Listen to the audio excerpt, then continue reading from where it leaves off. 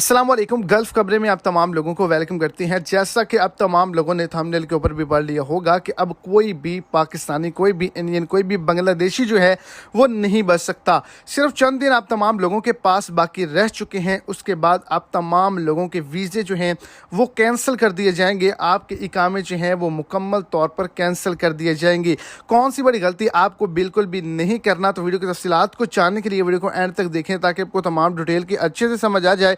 और अगर इस चैनल पर आप फर्स्ट डे में तो लाजमी से चैनल को सब्सक्राइब करें, वीडियो को लाइक करें और अपने दोस्तों तक इसको ज़्यादा से ज़्यादा शेयर करें। अगर किसी भी गैर मुल्की पर कोई भी काम करता है, किसी भी शहर के अंदर काम करता है, तो किसी भी किस्म का आप पे जुर्माना है, आपने कोई रियाल में किस्त अदा करनी है, तो आप जल्द से जल्द इसको कर दें। 1 जून से आप तमाम लोगों को वार्निंग मैसेजेस जो हैं वो जारी कर दिए जाएंगे। और अगर आप फिर भी जुर्माना अदा नहीं करेंगे, फ़ाइन पे नहीं करेंगे, तो आपका इकामा और वीज़ा कैंसिल कर दिया जाएगा।